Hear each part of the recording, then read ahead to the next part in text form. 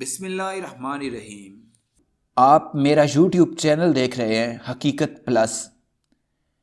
Video کی جانب بڑھنے سے پہلے آپ سے گزارش ہے کہ اس ویڈیو کو فوراً لائک کر دیں۔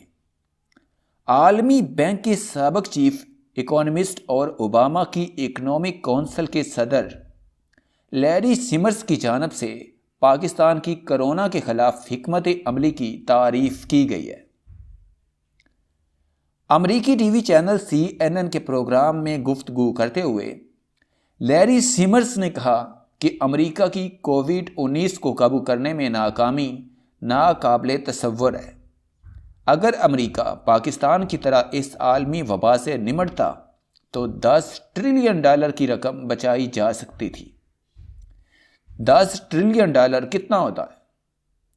ویڈیو کی تفصیل میں جانے سے پہلے حسب معمول نئے آنے والے دوستوں سے گزارش ہے کہ پہلے ہمارے چینل کو سبسکرائب کریں اور ساتھ میں بیل کے نشان کو دبائیں۔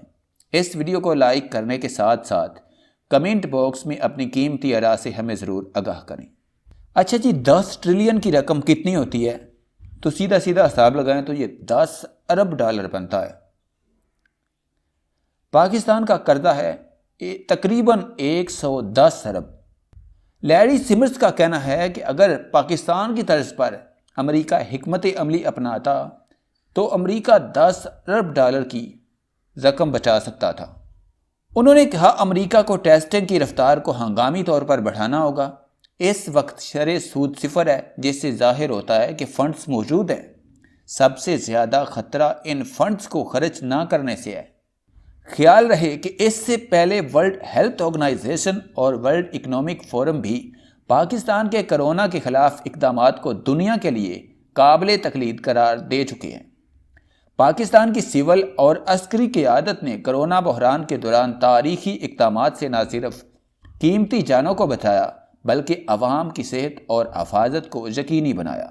ایک ایسے وقت میں جب خطے اور دنیا میں اکثر ممالک کو تنقید کا سامنا ہے، پاکستان کی کرونا حکمت عملی کی تعریف اس بات کا ثبوت ہے کہ پاکستانی قوم متحد ہو کر چیلنجز کو کامیابیوں میں بدل سکتی ہے۔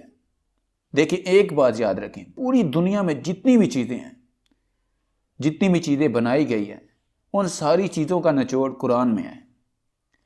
اور پاکستان میں کرونا نہ پھیلنے کی وجہ پاکستانیوں کا توکل ہے اللہ پر اور بھروسہ ہے۔ دیکھیں، سائنسدان بھی کہتے ہیں کہ اگر آپ کے اندر ڈر نہ ہو، خوف نہ ہو، تو بیماری کے خلاف آپ کے اندر قوت برداشت بڑھ جاتی ہے۔